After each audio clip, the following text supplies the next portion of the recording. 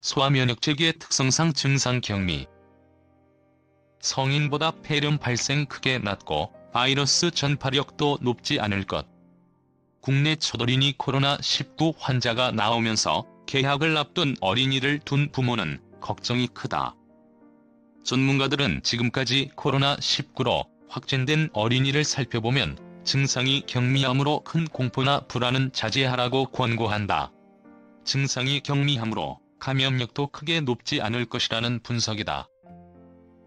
실제 분당 서울대병원에서 격리 입원 치료 중인 어린이 환자는 상태가 양호하다.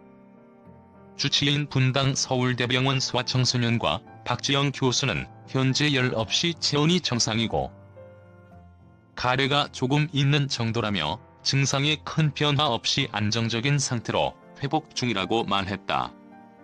2009년 유행했던 신종플루가 어린이에게 치명적이었던 것과 달리 코로나19는 어린이가 감염이 돼도 경미한 증상만으로 넘어가는 특성을 보이고 있다. 현재 소아청소년에서 코로나19가 발생한 국가는 중국을 비롯해 말레이시아, 독일, 일본, 싱가포르, 프랑스, 베트남 등이다. 가장 많은 어린이 환자가 발생한 중국의 질병통제예방센터에 따르면 2020년 2월 11일 기준 확진 환자 44,672명 중 0에서 9세 환자 비율은 0.9%, 10에서 19세는 1.2%다. 코로나19에 걸렸더라도 폐렴이 발생하는 등 중증으로 진행되는 비율 역시 성인에 비해 크게 낮았다. CCDC에 따르면 지금까지 0에서 9세 사망자는 없고 10에서 19세에서는 사망률이 0.2%다.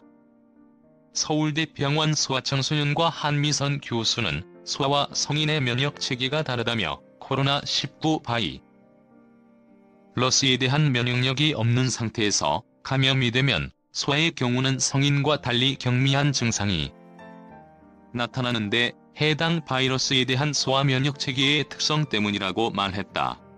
한 교수는 홍역, 수두, A형 간염 같은 감염 질환 역시 소아한테는 증상이 경미하지만 성인에게는 심하게 나타난다고 말했다. 대한소아감염학회 김종현 회장은 정확한 원인은 모르지. 만 지금까지 역학으로 보면 소아청소년은 성인보다 코로나19 발생률도 낮고 발생하더라도 중증도가 낮다며 코로나19에 걸려도 감기처럼 지나갈 가능성이 높다고 말했다. 김 회장은 또한 어린이가 바이러스를 전파하는 감염원으로 작용할 가능성이 성인보다 낮을 것이라고 말했다. 대한소아감염학회와 대한소아청소년과학회에 따르면 현 상황에서 어린이들이 기침, 가래, 열 등 호흡기 증상을 호소한다면 코로나19보다 현재 유행인 독감이나 마이코플라스마 폐렴일 가능성이 높다. 학회에서는 과도한 불안을 자제하고 개인 위생 수칙 손 씻기, 기침 예절, 호흡기 증상 있으면 마스크 착용, 사람이 많은 곳 방문 최소화 등을 철저히 지키라고 권고했다. 김종현 회장은 개학을 일주일 앞둔 상황에서 개학 연기에 대해서는 소아감염 전문가들과 밀접한 논의 끝에 결정돼야 한다며 코로나19가 지역사회에 침투한 상황에서 확산 속도를 얼마나 늦출 수 있을 것인지 예측하고 현실적인 대책을 세워야 한다고 말했다.